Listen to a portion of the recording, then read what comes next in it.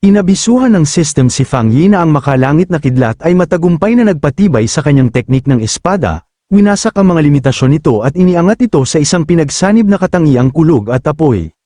Itinaas niya ang kanyang sandata, at kinumpirma ng sistema na tuluyan ng kumpleto ang pagpapahusay ng espada. Ang hilaw na kapangyarihan ng kanyang pagtagumpay ay nagpasiklab ng isang napakalaki at kamanghamanghang pagsabog ng apoy at kidlat sa tuktok ng bundok. Mula sa malayo, nakilala ni Wang Lan at Chen Ruohan ang nagliliyab na tanawin, at napaisip kung ano na naman ang ginagawa ni Fang Yi. Sa loob ng ipinagbabawal na lugar ng Thunder Throne, ang nababalisang si Song Yiming ay naghinala na sinuwi ni Fang Yi ang kanyang salita at tinangkang agawin ang trono para sa sarili. Gayunpaman, mabilis siyang pinaalalahanan ng kanyang tauhan na itinuturing ni Fang Yi ang nilalang na iyon bilang kaibigan sa Spirit Association. Biglang umalingaw-ngaw ang mga pulang alarma habang iniulat ng mga kawani na lumampas na sa nakikitang limitasyon ang konsentrasyon ng enerhiya sa restricted zone, kaya napilitan silang bawiin ang kanilang mga surveillance drone. Pinagmasdan ng pinuno ng sangay ang malayong liwanag ng may mabigat na pag-aalala, nangangambang maaaring nakikipaglaban si Fang Yi sa trono sa isang malupit na labanan. Sa bundok, mahigpit na hinawakan ni Fang Yi ang kanyang bagong anyong espada na matinding nagliliwanag.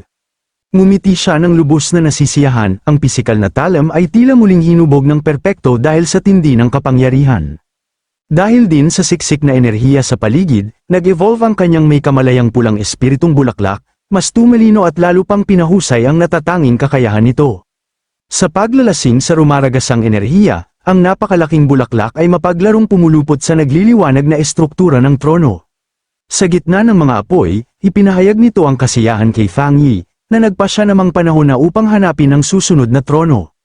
Biglang lumutang sa ibabaw niya ang may kamalayang baging, na nakakuha ng kanyang atensyon. Mainit nitong kinausap si Fang Yi at binati siya sa kanyang makapangyarihang pagunlad. Ibinahagi rin nito ang isang pangitain na natanggap nito sa panahon ng paglilinang, may panibagong trono na paparating, at ang aura nito ay may malalim na magkasalungat ngunit komplementaryong ugnayan sa kanyang espiritong bulaklak. Sa marinig ito, napagtanto ni Fang Yi na ang paparating na nilalang ay isang trono na may katangiang kahoy. Kinumpirma ng kumikislap na baging na pababa na nga ang bagong trono, at mula sa malayo ay nagpadala ito ng alon ng berdeng espiritual na enerhiya patungo sa kanya, inalok ng baging na ibahagi ang pangkalahatang lokasyon na naramdaman nito sa pamamagitan ng kanilang koneksyong Seikiko. Ipininikit ni Fang Yi ang kanyang mga mata at itinuon ang isipan upang tahimik na tanggapin ang impormasyong ipinadala ng baging. Isang kumpiyansang ngisi ang lumitaw sa kanyang mukha nang muling imulat ang kanyang mga mata, tanda na nakuha na niya ang eksaktong lokasyon.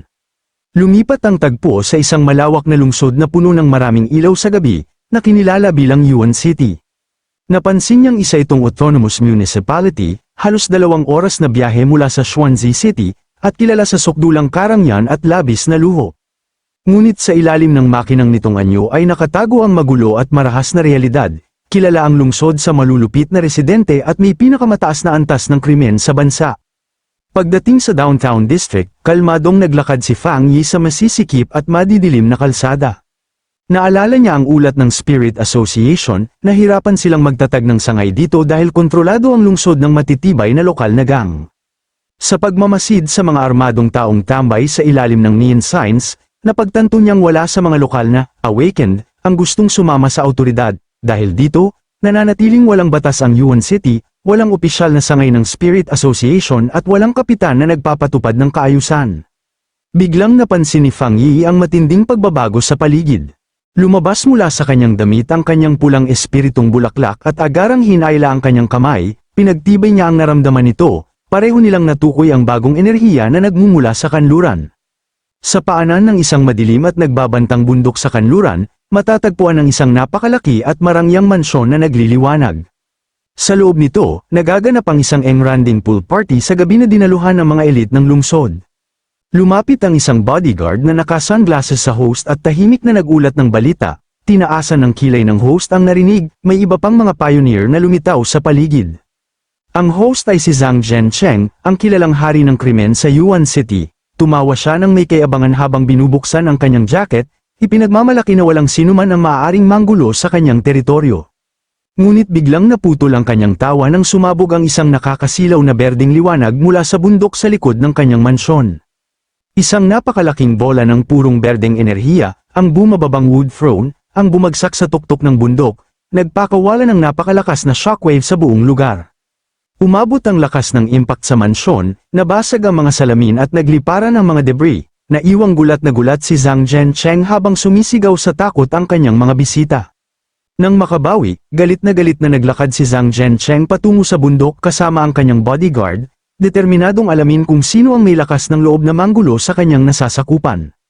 Pagkalipas ng 2 minuto, umakyat sina Zhang Zhenxin at ang kanyang bodyguard sa masukal na bundok na ngayon ay umiikot sa makapal na natitirang berdeng espiritual na enerhiya.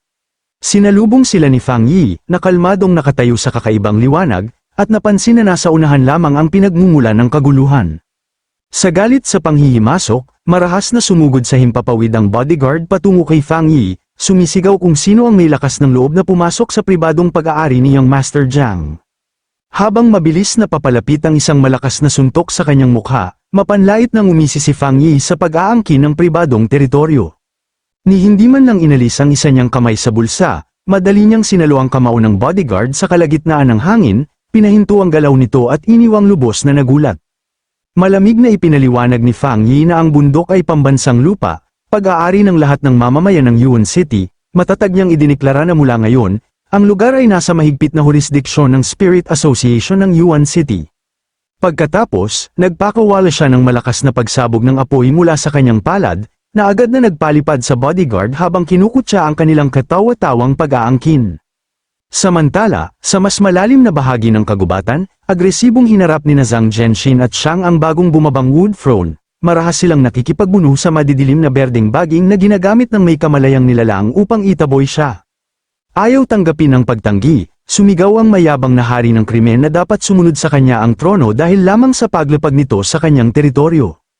Pinilit niyang lumusat sa makakapal na baging gamit ang kanyang aura, iginiit na ang upuan ng kapangyarihan ay sa kanya, at nagbantang wawasakin ang sinaunang relic kung patuloy siyang tatanggihan. Pinagmamasdan ang kaawa-awang eksena mula sa gilid, na pangisi si Fang Yi. Nabigla sa bigla ang ingay, galit na lumingon si Zhang Zhenxin at hinanap kung sino ang nagtatago. Walang pakialam na dumaan si Fang Yi sa tabi niya at ipinaliwanag na ang mga mataas na uri ng kayamanan ay may sariling kamalayan at pumipili ng kanilang amo. Diretsahan niyang sinabi na wala itong sapat na kakayahan upang pamunuan ang kapangyarihang kahoy.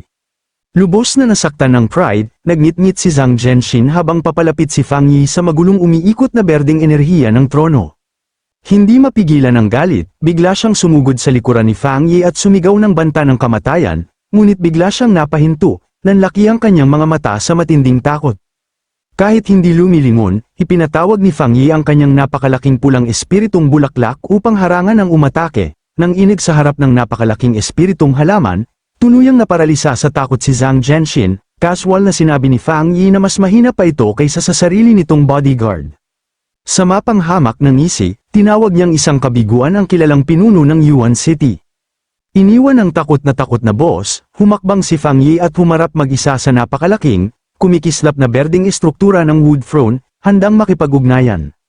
Habang nakaharap siya sa umiikot na enerhiya, inanunsyo ng kanyang sistema na ang sinaunang relic ay naghahanap ng angkop na amo, at agad nitong kinumpirma ang tugma, kinilala ang kanyang may kamalayang pulang espiritong bulaklak bilang bagong may-ari. Isang napakalakas na bugso ng berdeng enerhiya ang sumabog mula sa tuktok ng bundok, bumuo ng isang matayog na haligi ng liwanag na tumusok sa kalangitan, na makikita kahit sa malayong Chuanxi City. Sa punong tanggapan ng Spirit Association, nakita ni Guyuru at Wang Lan ang napakalakas na pagtaas ng enerhiya, napagtanto ni Guyuru na may bagong may-ari na ang wood throne, at nag-alala na baka mahirap kontrolin ang sitwasyon kung isang tao mula sa magulong Yuan City ang nakakuha nito. Agad niyang tinawagan si Fang Yi, kalmadong sumagot si Fang Yi, sinabing malamang nakita rin ng mga pioneer sa Chuanxi City ang napakalaking alon ng enerhiya, ipinaalam niyang tapos ng pumili ng amo ang wood throne. Nagulat si Guyuru at tinanong kung siya ba ang kumuha nito, ngunit ipinaliwanag ni Fang Yi na ang bagong amo ay ang kanyang espiritong halaman, hindi isang tao, idinagdag niyang siya ay may kontrol sa desolate attribute at tinuturing lamang itong alaga. Napahinto sa pagkabigla si Guyuru at nawala ng masabi. Casual namang idinagdag ni Fang Yi na natalo na niya ang kilalang boss ng Yuan City na si Zhang Zhenxin, na ngayon ay nakahandusay sa kanyang paanan, pinayuhan niya ang Spirit Association na agad pumasok sa lungsod at sila na ang baalang maglinis sa gang nito. Pagkatapos ng tawag, ngumiti si Fang Yi at binati ang kanyang espiritong bulaklak, ngunit sinabi niyang kailangan nitong manatili sa bundok upang sumipsip ng enerhiya ng trono, kaya kailangan muna nilang maghiwalay. Habang pinapanood ang bulaklak na pumwesto sa wood throne, pakiramdam niya ay parang naghahatid siya ng anak sa paaralan, tinanong ng bulaklak kung kailan ito makakabalik sa kanya. Ngumiti si Fang Yi at sinabing magsanay itong mabuti at sulitin ang kapangyarihan. Tinataya niyang magkikita silang muli kapag umabot na ito sa Jingang Realm. Kinabukasan, dumating sa Chuanxi City ang pinsan ni Fang Yi na si Lin Yi matapos mailipat ng Tai Chi Spirit Association. Habang naglalakad sa maliwanag na kalsada, napaisip siya kung paanong kumalat ang balita tungkol sa espiritong bulaklak ni Fang Yi na nakakuha ng wood throne sa komunidad ng mga pioneer, namangha rin siya na basta na lamang ibinunyag ni Fang Yi sa publiko ang kanyang bihirang desolate attribute. Naalala niya ang isang kamakailang pagpupulong kung saan hiniling ng Spirit Association na siya ang maging bagong kapitan ng Yuan City, bagamat nangako ang mga opisyal ng buong suporta, nagdulot pa rin ng pag-aalinlangan sa kanya ang biglaang promosyon. Napabuntong hininga siya at sinubukang linawin ang kanyang isip, habang minamasahe ang kanyang sentido, nagpa siya muna siyang obserbahan ng sitwasyon upang makita kung handa na siya sa ganoong responsibilidad, isinantabi muna niya ang trabaho at nagpa siya na bisitahin ang kanyang ina. Iniisip na tahimik itong namumuhay sa Chuanxi City. Ngunit biglang yumanig ng malakas ang mga kalsada, ikinagulat ni Lin Yi at nagdulot ng matinding takot sa mga tao, nagkagulo ang lahat habang sumisigaw ang mga tao tungkol sa lindol at nagtakbuhan patungo sa mga ligtas na lugar. Gayunpaman, nang maramdaman ng rumaragas ang espiritual na enerhiya, napagtanto ni Lin Yi na isa itong mapanganib na anomalya, hindi isang natural na sakuna. Sa Xuanzi Spirit Association, kumikislap ang mga pulang alarma. Nalito sina Go Yuru at ang kanyang koponan kung paano nagkaroon ng ganitong kalaking anomalya nang walang kahit anong babala. Isang natatarantang kawani ang nagulat ng napakalaking pagtaas ng espiritual na enerhiya sa ipinagbabawal na sona ng bundok. Dahil dito, biglang nag-mutate ang mga mababangis na hayop sa bundok, isang nakakatakot na hukbo ng mga mutated na halimaw, kabilang ang malalaking lumilipad na may baluti at dambuhalang mandaragit na may mga tinik, ang sumugod palabas ng kagubatan patungo sa urban district ng Chuanxi. Nilusob ng mga halimaw ang mga kalsada, winawasak ang mga gusali habang sumisigaw sa takot ang mga sibilyan. Sa gitna ng kaguluhan, kumilos si Lin Yi, inatake niya ang isang higanteng halimaw na may maraming mata. Habang umiiwas sa mga halimaw, sinubukan niyang tawagan ang kanyang ina ngunit naputol ang koneksyon, napansin niya ang isang aninong halimaw sa likuran, napagtanto niyang nasa matinding panganib ang kanyang ina. Sumugod ang halimaw sa kanya, nakabuka ang bibig at naglabas ng matinding enerhiya. Lumingon si Lin Yi, nanlaki ang mata sa paparating na atake na hindi na niya matatakasan.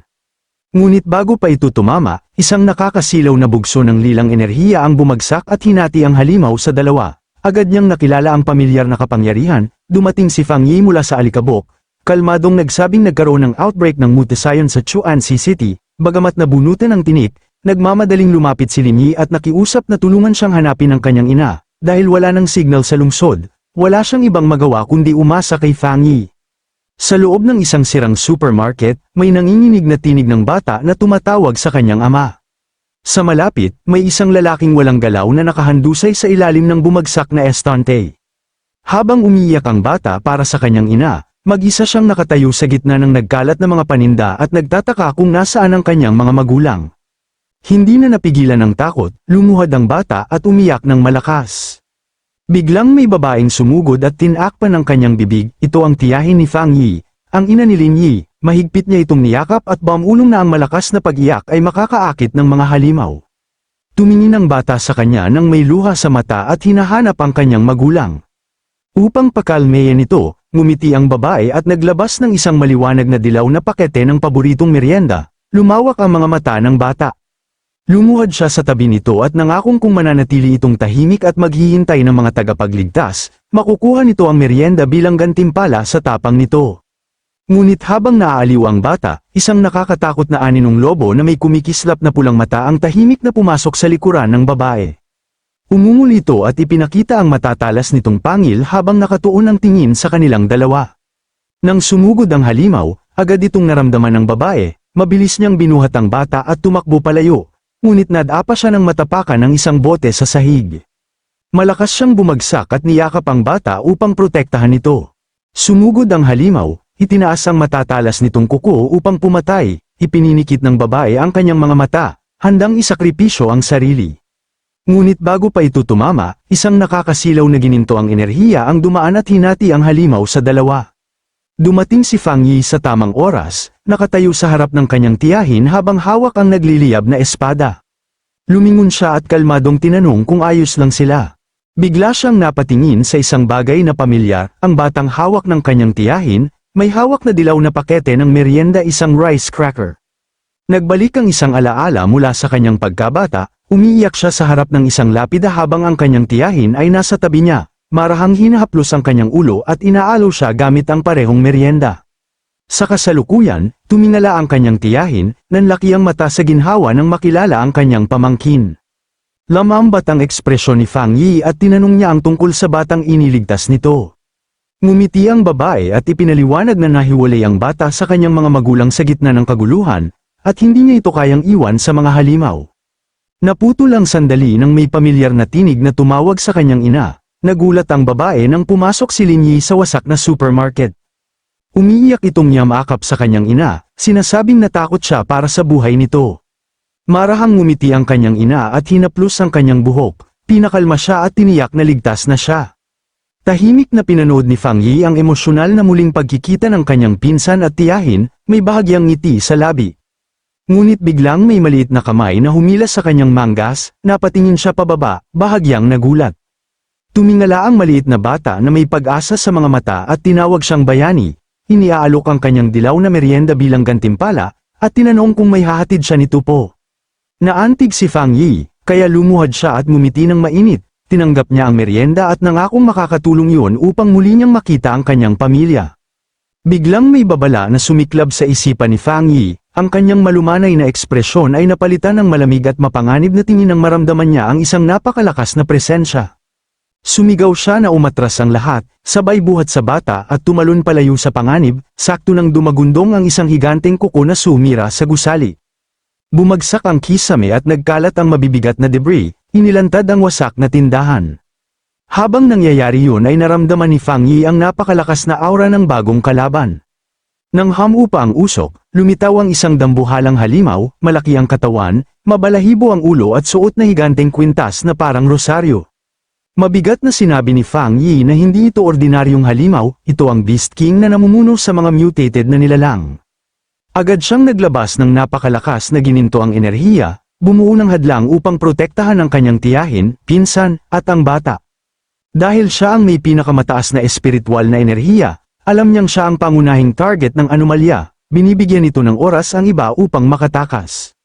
Sinabihan niya si Lin Yi na isama ang dalawa at tumakas, dahil hindi siya makakalaban ng buong lakas habang pinoprotektahan sila, agad namang sumang-ayon si Lin Yi. Sumigaw ng napakalakas ang dambuhalang Beast King habang nakatayo sa harap ni Fang Yi. Pinagmasdan nito ni Fang Yi at napansin na taglay nito ang katangiang kulog at kahoy, isang kakaibang pagkakatugma sa dalawang trono na kamakailan lamang ay bumaba. Sumalakay ang Beast King, ibinagsak ang dambuhalang kamao sa lupa, mabilis na umiwas si Fang Yi at tumalon pa atras. Habang inihahanda ang kanyang nagliliyab na gintong espada, nakita niya na ang aura ng halimaw ay nahawahan ng madilim na katangian. Isang naglalagablab na hiwa ang tumama sa halimaw, nag-iwan ng nagliliyab na sugat malapit sa mata nito. Ngunit hindi ito natinag, muling sumugod ang halimaw, nakabuka ang bibig. Sa gitna ng hangin, kalmadong umiwas si Fang Yi at malakas na inindayog ang kanyang espada, dahilan upang umatras ang halimaw.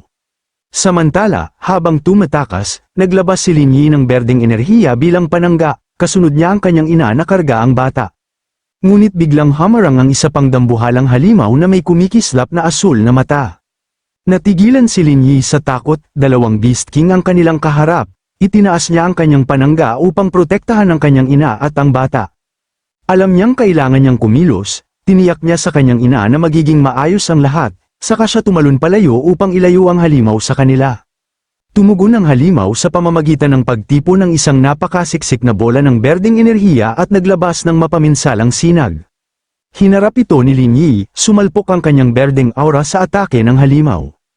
Halos maubos ang kanyang lakas habang nilalabanan ng napakalakas na puwersa, nanginginig at natatakot, hindi pa rin siya umatras. Mabilis niyang napagtanto na pareho silang gumagamit ng katangiang kahoy, kaya wala siyang kalamangan. Alam niyang kapag nabasag ang kanyang panangga, mamamatay agad ang kanyang ina at ang bata. Sa isang desperadong pasya, nagpasya siyang isakripisyo ang sarili, inalok niya ang kanyang sariling katawan na puno ng espiritual na enerhiya sa halimaw, umaasang ililigtas nito ang iba kapalit ng kanyang buhay. Samantala, sa control room ng Spirit Association sa magulong Chuanxi City, pinagmamasdan ng mga tauhan ang sitwasyon sa holographic displays, kinumpirma nilang isa itong S-class na sakuna, dalawang malalakas na signal ng anomaly king ang lumitaw sa lungsod. Sa mga monitor, makikitang patuloy na tumataas ang mapanganib na enerhiya habang ang mga lokal na pioneer ay nagsasakripisyo upang mailikas ang mga sibilyan. Sa naglalagablab na mga kalsada, lumalaban ang mga mandirigma laban sa mga halimaw. Isang natatarantang pioneer ang nagulat na walang tigil ang paglabas ng mga mutated na halimaw mula sa bundok, na nagbabanta na wasakin ang buong lungsod. Nakiusap siya para sa agarang reinforcement at pagtaas ng alert level. Sa gitna ng kaguluhan, naalala niya ang babala ng isang sealer. Tumingala siya sa bundok, kung saan may isang napakalaking haligi ng lilang kidlat na tumutusok sa ulap, ang mismong lugar kung saan bumaba ang Thunder Throne. Sa ibang bahagi, madaling natalo ni Fang Yi ang isa pang halimaw at pinatumba ito sa pamamagitan ng pag-apak sa ulo nito. Tinanong niya ito kung tumakas ba ito mula sa ipinagbabawal na bundok at kinilala ang may kamalayang baging ng gourd. Ngunit bago pa siya makakuha ng sagot, biglang umikot sa kalangitan ang isang puyaw ng kumikislap na lilang kidlat. Tumingala si Fang Yi, naghihinalang ang kanyang kaibigang halaman ang may kinalaman dito. Napagtanto ni Fang Yi na ang bagong may-ari ng Thunder Throne ang hindi sinasadyang nagpasimula ng pag-aalburoto ng mga halimaw. Pinagnilayan niya ang sitwasyon, kung ang pag-angkin ng trono ay nagdudulot ng ganitong kalaking pinsala, nangangahulugan itong nasa matinding panganib ang ibang mga pioneer, taliwas ito sa impormasyong ibinigay ng kanyang sistema na ang mga trono ay kapaki-pakinabang, kaya napaisip siya kung ano ang nakatagong problema. Itinaas ng ikalawang Beast King ang napakalaking kuko nito, handang magbigay ng nakamamatay na atake kay Lin Yi. Buong lakas na pinatibay ni Lin Yi ang kanyang berdeng panangga, sinalag ang napakalakas na hampas, tumanggi siyang hayaang lamunin siya ng halimaw nang walang laban. Saglit siyang lumingon at napanatag ng makitang pinuprotektahan ng kanyang ina ang bata sa likod ng kanyang hadlang. Habang umaatungal sa galit ang halimaw, nanindigan si Lin Yi, lalong nagliyab ang kanyang berdeng aura upang makipagsabayan sa lakas ng halimaw. Ibinuhos niya ang lahat ng natitirang kapangyarihan, nagliliwanag ang kanyang mga mata, at mariing idineklara na kailangan muna siyang malampasan ng halimaw sa kanyang bangkay bago nito maabot ang kanyang pamilya, handa siyang lumaban hanggang kamatayan. Biglang kumislap ang kalangitan sa malakas na bugso ng lilang kidlat, na pumihil sa desperadong labanan, isang napakalaking haligi ng kulog ang bumagsak mula sa langit. Mula sa nakakasilaw na liwanag, dahan-daang bumaba ang kumikislap na anyo ng may kamalayang baging ng gourd. Sa malapit, dalawang miyembro ng Spirit Association ang napatingala sa matinding pagkabigla. Nakilala nila ang napakalakas na enerhiya at napagtanto na dumating na ang Panginoon ng Thunder Throne sa larangan ng labanan. Namangha sila habang ang napakalaking lilang baging ay lumitaw sa ibabaw ng lungsod, nangingibabaw sa buong paligid sa kanyang kapangyarihan. Tahimik na tumitig si Fang Yi sa langit, sa halip na umatake, ang mababangis na Beast King ay biglang napahinto, nagsimulang manginig at umurong sa takot, lubos na natakot sa presensya ng tunay na kapangyarihan. Nang makita ito, naunawaan ni Fang Yi ang katotohanan, ang mga halimaw ay hindi kumikilos ayon sa utos ng trono, nakasipsip lamang sila ng natitirang enerhiya nito at nag-mutate, at ngayon ay napaparalisa sa harap ng tunay nitong amo. Napagpasyahan ni Fang Yi na hindi sinasadya ng trono o ng baging ang nangyaring sakuna. Sa mga sanga ng sinaunang baging ay nakasabit ang malalaking kumikislap na gourd, na pumipintig sa napakalakas na enerhiya. Biglang bumukas ang isa sa mga ito at nagpakawala ng umiikot na agos ng berdeng enerhiya. Humagupit ito sa hangin at pumulupot sa mga Beast King. Nilinis ng mahiwagang enerhiya ang mga nahawa ang halimaw, at ang nakakatakot na Beast King ay naging mga inosenteng malalambot na nilalang. Isang kumikislap na gourd ang bumaba kay Fang Yi, sa pamamagitan ng kanilang koneksyong Seikiko, humingi ng paumanhin ng baging sa nangyaring sakuna. Ipinaliwanag na katatapos lamang nito sa pag-angat ng kapangyarihan at nais lamang umalis sa bundok. Habang nakabiti ng mga nabagong nilalang, mahinahon itong tinanong kung maaari bang patawarin ang mga ito at dalhin pabalik sa bundok bilang mga alaga sa halip na patayin. Sa control room ng Spirit Association, nanunood ang mga tauhan sa satellite feed nang hindi makapaniwala, Namangha sila nang makitang ang Panginoon ng Thunder Throne ay humihingi ng paumanhin kay Fang Yi, patunay na aksidente lamang ang sakuna. Pinagpawisan ng isang tauhan habang hinahangaan ang kapangyarihan ng trono, na kayang linisin ang S-class na anomalya ng ganoon kadali, isang mas batang kawani ang naiinggit, nais ninyang mapili ng isang trono. Samantala, napagtanto ng mga opisyal ang isang nakakagulat na katotohanan, kahit ang isang nilalang na kasing lakas ng Thunder Lord ay nagpapasakop kay Fang Yi, dahil dito, napagpasyahan nilang kailangan muling suriin ang tunay na kapangyarihan ng tinatawag na Sealer. Sa gusali ng Chuanchi Spirit Association, pinag-usapan ang nagbabagong kalagayan ng mundo. Sinabi ng pinuno ng sangay kina Fang Yi, Lin Yi, at sa kanyang tiyahin na tapos na ang mapayapang panahon, ngunit tiniyak na gagawin ng asosasyon ang lahat upang mapanatili ang kaligtasan ng mga tao. Nalungkot ang tiyahin ni Fang Yi at nagtanong kung haharap ba ang sangkatauhan sa pagkalipol. Pinakalma siya ng pinuno, sinabing hindi pa ganoon kalala ang sitwasyon, binanggit niya ang kahangahangang nagawa ni Fang Yi bilang sealer, kahit ang S-class na halimaw ay natatakot dito, pinuri rin niya si Lin Yi bilang isang mahalagang pioneer at nabanggit na nais siyang gawing kapitan sa Yuan City. Ngunit sinabi ng tiyahin, habang katabi ang kanyang anak, na sa ganitong mapanganib na panahon, walang gaanong silbi ang papuri, ang tanging iniisip niya ay kung ligtas at hindi nasusugatan ng dalawang kabataan, at kinatatakutan niyang baka isakripisyo nila ang kanilang buhay, habang tahimik nakikinig si Fang Yi. Marahang sinabi niya sa kanyang tiyahin na huwag siyang mag-alala ng labis, binago ni Fang Yi ang usapan at nagtanong tungkol kay Jiang Lu at sa grupo nito, na nawawala noong naganap ang krisis. Ipinaliwanag ng pinuno na ipinadala niya ang mga ito sa ospital, ngunit umalis din agad kinabukasan dahil nais pa nilang magsanay matapos maramdaman ang kahinaan nila. Biglang may isang lalaking at babaeng nagmamadaling pumasok sa silid, sumisigaw para kay Xiao Hao. Masayang nakilala sila ng bata bilang kanyang mga magulang. Agad siyang niyakap ng kanyang ama habang umiiyak sa tuwa at pasasalamat. Nagpasalamat sila kina Fang Yi at sa kanyang tiyahin, at yumuko ng malalim ang ama, sinabing bagamat ordinaryong tao lamang sila, handa silang tumulong kung kakailanganin, mapagkumbabang tumanggi ang tiyahin, sinabing ginawa lamang niya ang tama. Masayang umalis ang mga magulang kasama ang bata na nakasakay sa balikat ng kanyang ama. Habang pinagmamasdan sila, iminungkahi ni Fang Yi sa kanyang tiyahin na lumipat na sa Tai City, kasama sila ni Lin Yi. Hindi nagtagal, isang eroplano ang lumipad sa himpapawid, sakay sina Fang Yi, Lin Yi, at ang kanyang tiyahin pauwi sa Tai City. Pagdating nila, sinalubong sila ng maraming tao sa labas ng isang malaki at modernong villa, may hawak na pulang banner bilang pagbati sa pagbabalik ng sealer. Kabilang sa mga ito si Su Jingming, na mainit na tumanggap kay Fang Yi at sa kanyang pamilya. Sa loob ng bahay, namangha ang tiyahin sa laki at karangyan ng sala. Mapaglarong tinakpan ni Lin Yi ang mga mata ng kanyang ina bilang paghahanda sa isang sorpresa. Ngumiti si Fang Yi at hiniling sa kanyang tiyahin na hulaan kung ano ang inihanda nila. Ipinakita ni Fang Yi ang titulo ng ari-arian at ibinunyag na binili nila ang villa para sa kanya, upang matiyak na ligtas siyang maninirahan malapit sa kanila at madali nila itong madalaw. Habang nagugulat ang tiyahin sa napakalaking regalo, idinagdag ni Fang Yi na bumili rin sila ng kapalit na bahay sa Chuanchi City, upang masigurong komportable siya sakaling tanggapin ni Lin Yi ang kanyang paglipat sa Yuan City. Labis na naantig, ipinahayag ng tiyahin kung gaano siya ka-proud sa kanila.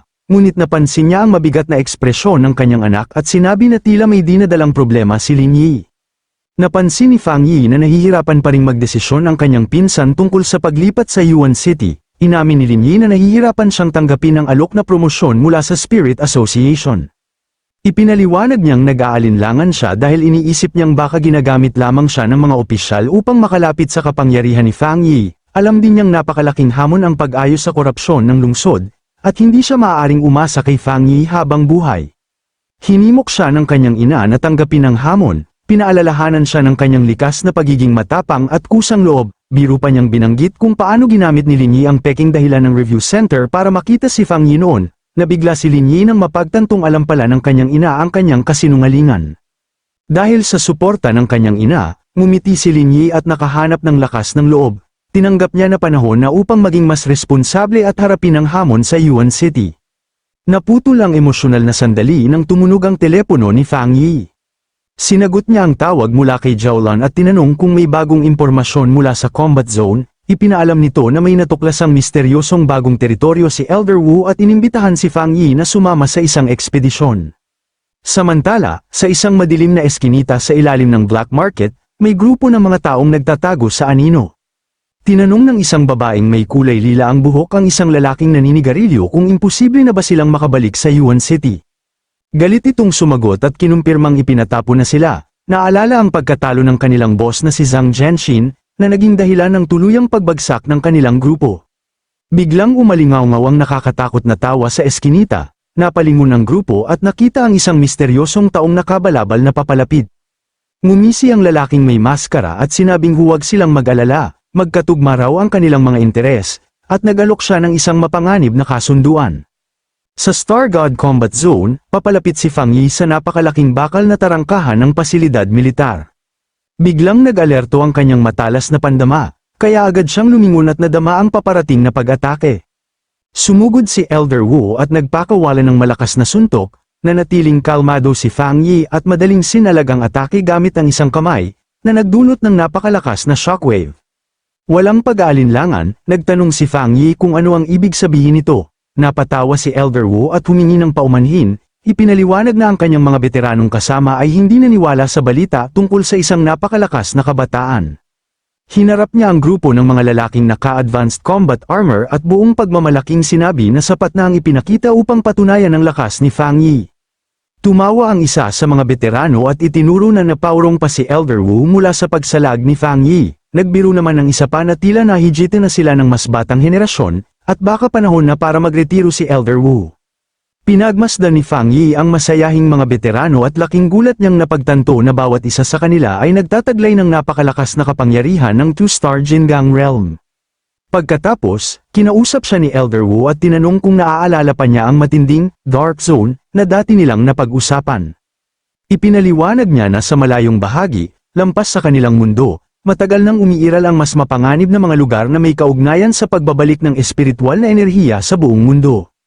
Ibinunyag ni Elder Wu ang isang lihim ng militar, ang pinakamalalakas na mandirigma ng bansa ay hindi nakita noong mga nakaraang pag-atake ng halimaw dahil nakadeploy sila sa mga lugar na ito. Ipinahayag niya ang mga domain na yun ang tunay na frontline, kung saan lihim na lumalaban ng sangkatauhan bago pa man malaman ng publiko ang tungkol sa espiritual na enerhiya. Naalala ni Fang Yi ang impormasyong nakuha niya mula kay Zhao Lan, ang mga domain na ito ay parang pabago-bagong lamit sa oras, puno ng magulong enerhiya at madilim na katangian na lumilikha ng nakakatakot na mga halimaw. Kinumpirma ito ni Elder Wu at nagbabala na ang mga lihim na domain na ito ay naging mas aktibo kamakailan, at patuloy na nagbubukas ang mga bagong lamit sa kalawakan, ngunit kasabay ng panganib ay may malaking oportunidad. Ipinaliwanag ni Elder Wu na ang pagpasok sa mga domain na ito ang tanging paraan upang maabot ang mas mataas na antas ng cultivation, na magpapahintulot sa mga pioneer na umabot sa Ghost Acts at Creation stages. Habang nakikinig, naunawaan ni Fang Yi ang malayong pag-iisip ng pamahalaan, napagtanto niya kung bakit matagal nang nilimitahan ng bansa ang mga polluted zones kahit bago pa tuluyang magising ang espiritual na enerhiya. Habang tinitingnan ng mga veterano, humanga siya sa bigat ng responsibilidad na kanilang pasan, lihim silang naglalakbay sa mga malaimpyernong lugar at pinuprotektahan ang bansa, na nangangailangan ng di masukat na tibay ng loob. Napagtanto rin niya na ang kanilang 2-star Jingang na lakas ay matatag, na nangangahulugang mas malakas pa ang tunay na puwersa ng militar ng Star God Combat Zone kaysa sa inaakala ng iba. Naging seryoso ang mukha ni Elder Wu habang ibinalik ang usapan sa kanilang misyon. Ibinunyag niya ang kanilang target, susuriin nila ang pinakamapanganib na domain, isang nakakatakot na kuweba na puno ng halimaw na kilala bilang Tomb Cluster.